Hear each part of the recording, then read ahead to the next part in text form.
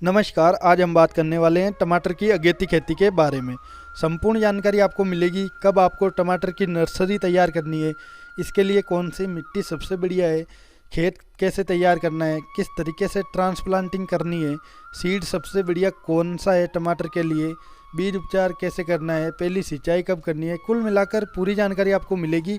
अगर टमाटर की खेती आप करना चाहते हैं तो वीडियो को बिल्कुल भी ज़रा भी स्किप मत करना और पूरा वीडियो देखना। और आगे भी इस प्रकार की जानकारी पाना चाहते हैं तो चैनल को सब्सक्राइब जरूर कर लीजिए ताकि बढ़िया से बढ़िया जानकारी आपको रोज़ाना मिलती रहे। वीडियो शुरू करने से पहले स्वागत है आप सभी किसान भाइयों का एक बार फिर से आपके अपने चैनल फार्मर प्रोफाइल इंडिया पर और आज के इस नए वीडियो में। राम राम जी सभी किसान भाइयों को।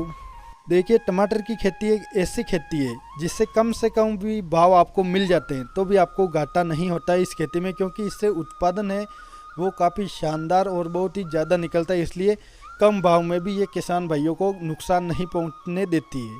तो चलिए सबसे पहले बात कर लेते हैं कि हमें नर्सरी कब तैयार करनी है टमाटर की फसल की।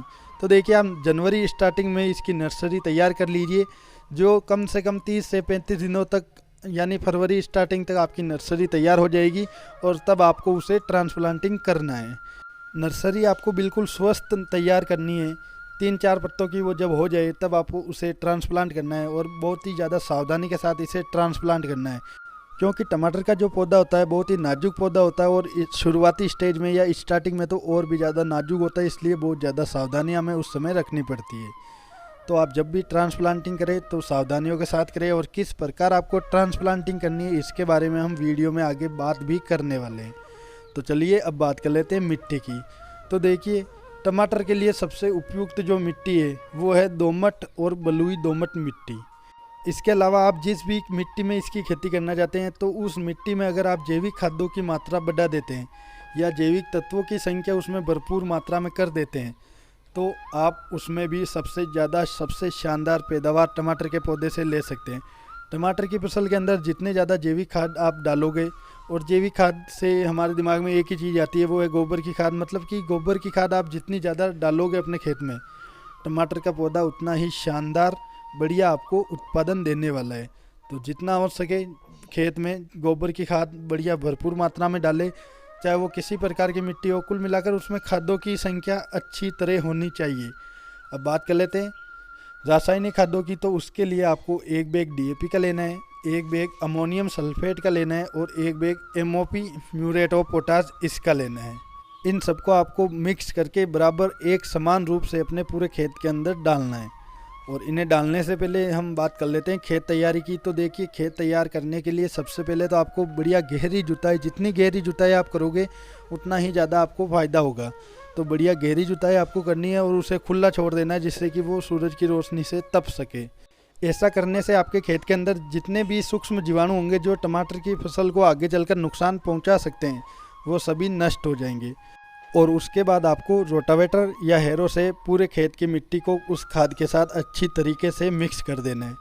और जब ये मिक्स हो जाए तब एक बार फिर से आपको बढ़िया गहरी जुताई करनी है। और आखिरी जुताई के समय किसान भाइयों आपको जो हमने DAP, MOP और अमोनियम सल्फेट बताया था उसे आप आखिरी जुताई के समय अपने खेत में समान रूप से डाल देवे और उसके बाद उस तरीके से खेत को तैयार कर लेवे जिस तरीके से आप अपने खेत के अंदर टमाटर की फसल को लगाने वाले हैं। अगर हम तरीके की बात करें किसान भाइयों तो देखिए, जैसा हमने बताया था कि 3 से 4 पत्ती का जब आपका पौध तैयार हो जाए, टमाटर की नर्सरी तैयार हो जाए, तभी आपको उसे उखाड़ना है ट्रांसप्लांट के लिए। और उखाड़ते समय किसान भाइयों एक चीज़ आप ध्यान रखिए, आपके खेत में उसमें बढ़िया नमी होनी चाहिए जिससे कि वो जो जड़ें हैं पौध की नर्सरी की वो अंदर टूटे ना, और बिल्कुल धीरे धीरे आपको उखाड़ना है उसे ताकि पूरी जड़ें उसके साथ रहे।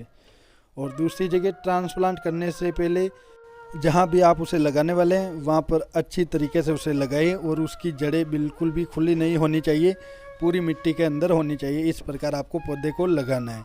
अगर लगाने की विधि की बात करें तो आप ड्रिप पर लगा सकते हैं, क्यारियों पर लगा सकते हैं। पौधे से पौधे की दूरी आपको रखनी है आधे से 1 फीट के आसपास और लाइन से लाइन की दूरी आपको रखनी है 2 से 2.5 फीट के आसपास। अब बात कर लेते हैं सीड की कि सीड आपको कौन सा लगाना है। तो देखिए, जैसा कि जब भी सीड की बात आती है तो जो हम हर वीडियो में बताते हैं कि आप सीड वही लगाइए जो आपको आपके एरिया में सबसे बढ़िया उत्पादन दे सके। देखिए जो हर एक वैरायटी होती है वो अलग अलग एरिया के हिसाब से विकसित की जाती है। इसलिए आप जिस एरिया में रहते हैं या जिस एरिया में आप खेती करते हैं उस एरिया के हिसाब से जो आपको उस एरिया में बढ़िया उत्पादन दे सके आप वही वैरायटी लगाइए और जितना हो सके आप हाइब्रिड वैरायटी का ही चुनाव करें।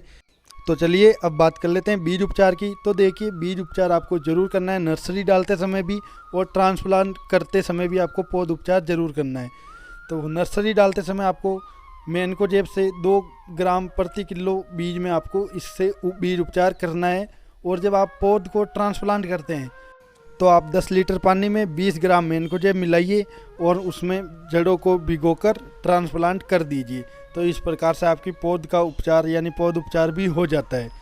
अब बात कर लेते हैं पहली सिंचाई की। तो आप ट्रांसप्लांट जब करते हैं तो उसके तुरंत बाद आपको अच्छी तरीके से उसमें पहली सिंचाई करनी है, बढ़िया भरकर आपको पहली सिंचाई पौध के अंदर करनी है।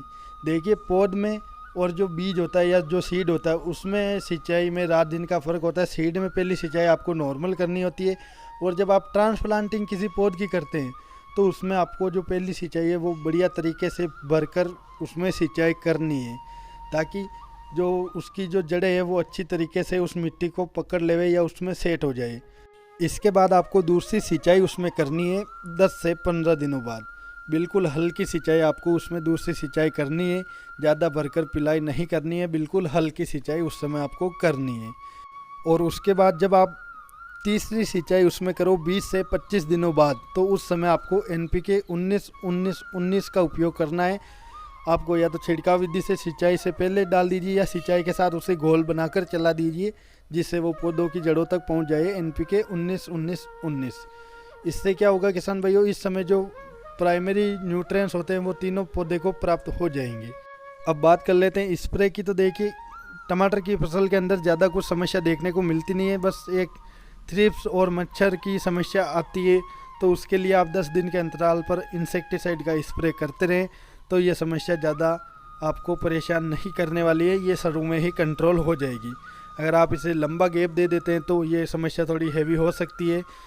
तो इसलिए आप 10 दिन के अंतराल पर लगातार स्प्रे करते रहे, ऐसी कुछ ज़्यादा समस्या आपको देखने को नहीं मिलेगी।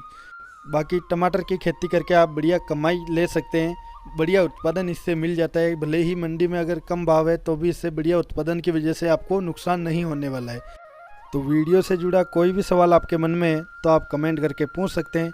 चैनल पर जो किसान भाई नए हैं और या फिर जिन किसान भाइयों ने अभी तक चैनल को सब्सक्राइब नहीं किया है तो उनसे हमारी रिक्वेस्ट है कि चैनल को सब्सक्राइब जरूर कर लेवे ताकि आगे भी आपको खेती से जुड़ी बढ़िया से बढ़िया जानकारी लगातार मिलती रहे। तो किसान भाइयों मिलते हैं किसी नए वीडियो में नई जानकारी के साथ। तब तक के लिए सभी किसान भाइयों को जय जवान जय किसान और धन्यवाद।